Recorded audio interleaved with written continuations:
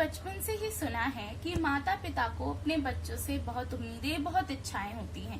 पर क्या कभी आपने ये सोचने की कोशिश करी है कि एक बच्चे को भी अपने माता पिता से बहुत इच्छाएं, बहुत उम्मीदें होती हैं?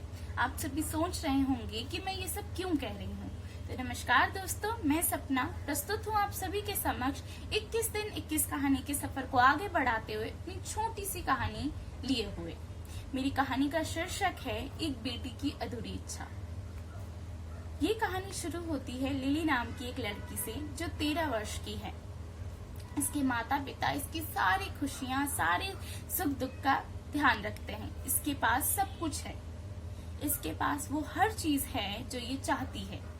फिर भी इसकी जिंदगी में एक बहुत बड़ा गम या दुख है जिसके बारे में वो हमेशा अपनी दादी माँ से बात करती रहती है और हमेशा भगवान से यही दुआ मांगती है कि भगवान कब मेरी ये दुख का निवारण होगा।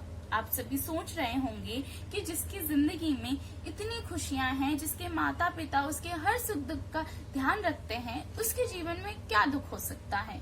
तो दुख है माता पिता द्वारा समय ना मिल पाना। जी हाँ, इसके माता पिता अपने काम में इतने व्यस्त रहते हैं कि वो अपनी इकलौती बेटी को समय तक नहीं दे पाते। एक दिन ये अपने माता पिता के पास जाके पूछ ही देती है।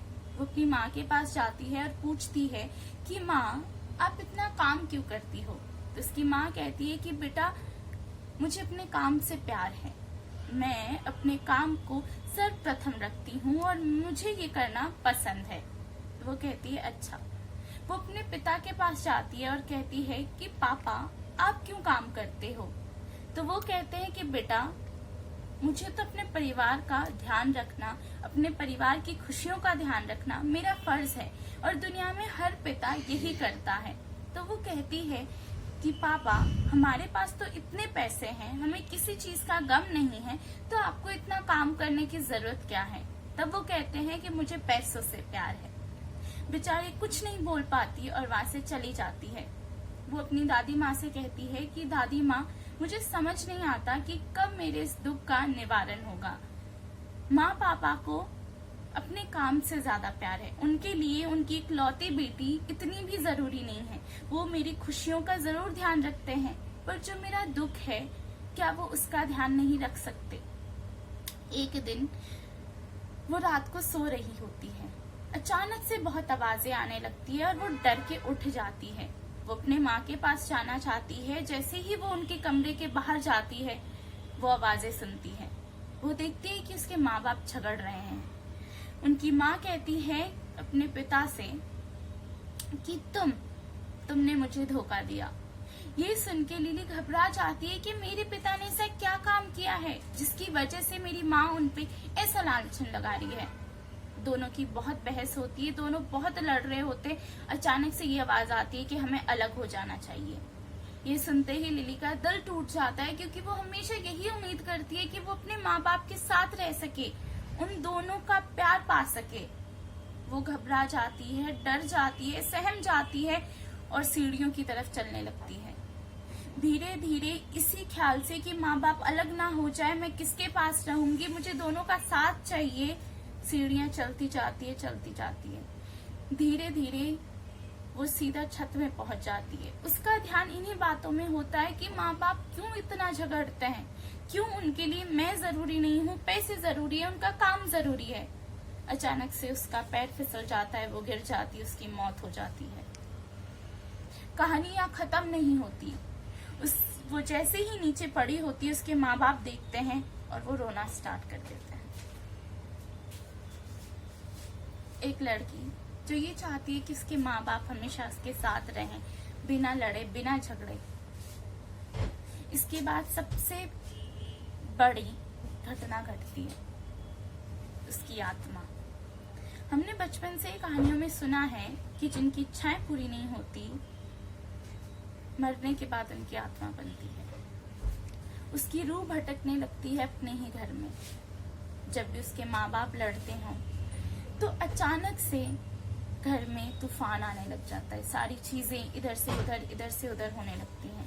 उसके माँ बाप डर जाते हैं। उसकी दादी, जिससे वो सबसे ज्यादा प्यार करती है, उनके आसपास, उनके कमरे के आसपास, उसके सामने वो हमेशा रहती है। उसकी दादी को ये आभास होता है कि उनकी पोती की शायद आत्मा अभी भी यहीं पे भटक रही है।